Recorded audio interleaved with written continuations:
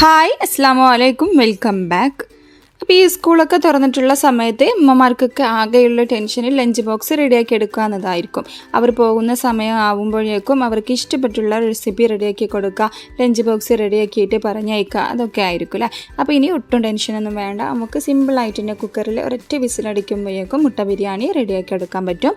അതെങ്ങനെ റെഡിയാക്കി എടുക്കാമെന്നൊക്കെ നല്ല ടേസ്റ്റാണ്, അടിപൊളിയായിട്ടുള്ള ബിരിയാണി തന്നെയാണ്. കുട്ടികൾക്കായാലും വലിയവർക്കായാലും ഒക്കെ എന്തായാലും ഒരു റെസിപ്പി ട്രൈ ചെയ്ത് നോക്കണം.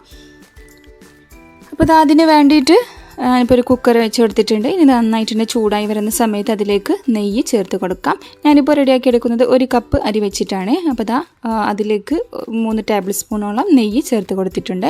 ഇനിയിപ്പോൾ നെയ്യിന് പകരം സാധാ വെളിച്ചെണ്ണ ചേർത്ത് കൊടുത്താലും മതി. അപ്പോൾ നെയ്യൊക്കെ നന്നായിട്ടൊന്ന് മെൽറ്റായി വന്ന് കഴിഞ്ഞാൽ ഇപ്പോൾ 3 ഗ്രാമ്പു, 2 ഏലക്കായ, 2 ചെറിയ പീസ് പട്ട, 1/4 ടീസ്പൂൺ വലിയ ജീരകം, ഇത്ര ഐറ്റംസ് ഇട്ടിട്ട് ആ എണ്ണയിൽ ജസ്റ്റ് ഒന്ന് മൂപ്പിച്ചെടുക്കുക. അപ്പോൾ ഓവർ ടൈം ഇട്ടിട്ട് വഴറ്റിയെടുക്കൊന്നും വേണ്ടിട്ടാ, ജസ്റ്റ് ഒന്ന് മിക്സാക്കി എടുത്താൽ മതി. ഇനിയിപ്പോൾ അതിൻ്റെ കൂടെ തന്നെ മീഡിയം സൈസിലുള്ള ഉള്ളി ചെറിയ പീസാക്കിയിട്ട് കട്ടാക്കിയതാണ്, അത് ഇട്ടെടുത്തിട്ടുണ്ട്. ഇനിയിപ്പോൾ അത് ജസ്റ്റ് ഒന്ന് നമുക്ക് വഴറ്റിയെടുക്കണം.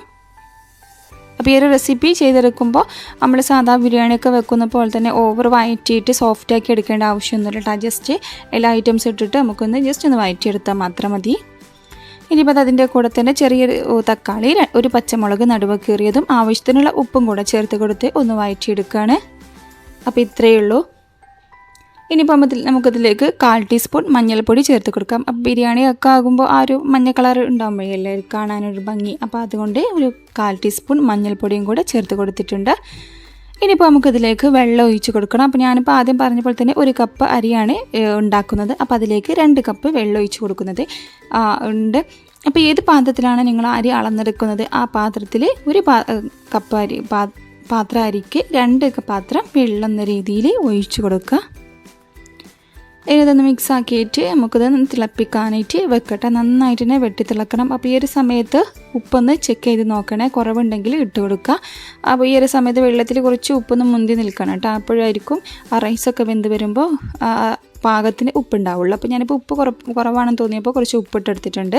അതിൻ്റെ കൂടെ തന്നെ 1/4 ടീസ്പൂൺ ഗരം മസാലയും കൂടെ ചേർത്ത് കൊടുത്തിട്ടുണ്ട്. ഇനി ഒരു തണ്ട് കറിവേപ്പിലയും കൂടെ ഇതിലേക്ക് ഇട്ട് കൊടുക്കാം. അപ്പോൾ ഇത്രയേ ഉള്ളൂ. ഇനി ഇത് നന്നായിട്ട് തന്നെ ഒന്ന് വെട്ടി തിളക്കുന്നത് വരെ നമുക്ക് മാറ്റി വെക്കാം. അപ്പോൾ ആ ഒരു സമയം കൊണ്ട് നമുക്ക് അരിയൊക്കെ ഒന്ന് കഴുകിയിട്ടെടുക്കണേ.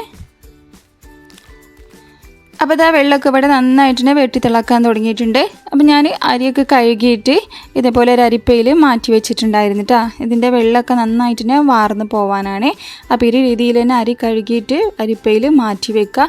അപ്പോൾ വെള്ളത്തോട് കൂടെ തന്നെ ഇട്ട് കൊടുക്കുമ്പോൾ നമ്മൾ ആദ്യം 2 കപ്പ് ഒഴിച്ച് കൊടുത്തതല്ലേ, അപ്പോൾ വെള്ളം കൂടിയിട്ട് കറക്റ്റായിട്ടുള്ള ആ ഒരു കൺസിസ്റ്റൻസിയിൽ നമുക്ക് റൈസ് റെഡിയാക്കി എടുക്കാൻ പറ്റില്ല കേട്ടോ.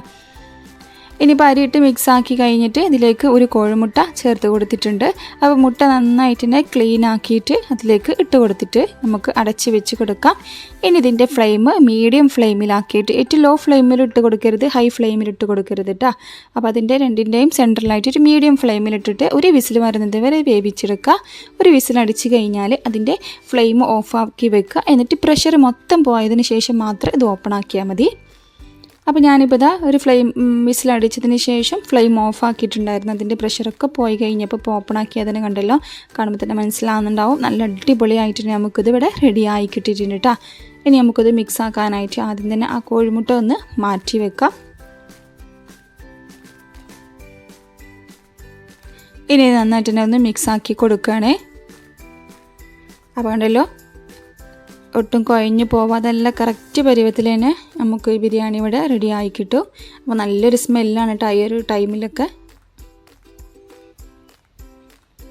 ഇനിയിപ്പോൾ ഇതൊരു പ്ലേറ്റിലേക്ക് മാറ്റി കൊടുക്കുകയാണേ.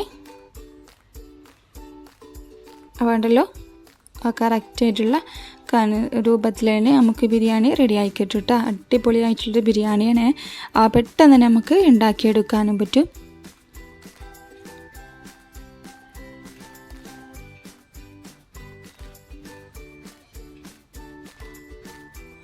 അപ്പോൾ നല്ല സിമ്പിളായിട്ടുള്ളൊരു റെസിപ്പി തന്നെയാണ് കേട്ടോ ഇത്.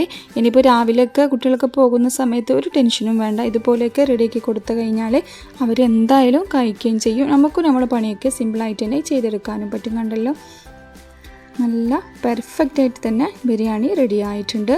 ഇനിയിപ്പോൾ ഞാനിപ്പോൾ ഇത് മോൻക്ക് ലഞ്ച് ബോക്സ് റെഡിയാക്കാൻ വേണ്ടിയിട്ട് ഉണ്ടാക്കിയത് തന്നെയാണ് കേട്ടോ. അപ്പോൾ ആ ഒരു സമയത്ത് വീഡിയോ എടുത്തിട്ട് നിങ്ങൾ കൂടെ ഒന്ന് ഷെയർ ചെയ്യാമെന്ന് വിചാരിച്ചിട്ടാണ് ചെയ്തത്.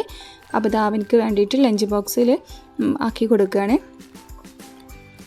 അപ്പോൾ ഈ ഒരു റെസിപ്പി എല്ലാവരും എന്തായാലും ഒന്ന് ട്രൈ ചെയ്ത് നോക്കണേ. നല്ല അടിപൊളിയായിട്ടുള്ള റെസിപ്പി തന്നെയാണ്. അപ്പോൾ വീഡിയോ ഇഷ്ടപ്പെട്ടാൽ ലൈക്ക് ചെയ്യാനും ഷെയർ ചെയ്യാനും കമൻറ്റ് ചെയ്യാനും മറക്കരുത്. ഇതുപോലെ തന്നെ സബ്സ്ക്രൈബ് ചെയ്യാത്തവർ ആരെങ്കിലും ഉണ്ടെങ്കിൽ പ്ലീസ് ഒന്ന് സബ്സ്ക്രൈബ് ചെയ്ത് സപ്പോർട്ടും കൂടെ ചെയ്യാം. അപ്പോൾ അത് അതിൻ്റെ കൂടെ തന്നെ കുറച്ച് അച്ചാറും കൂടെ സൈഡ് ഡിഷായിട്ട് വെച്ച് കൊടുക്കുന്നുണ്ട്.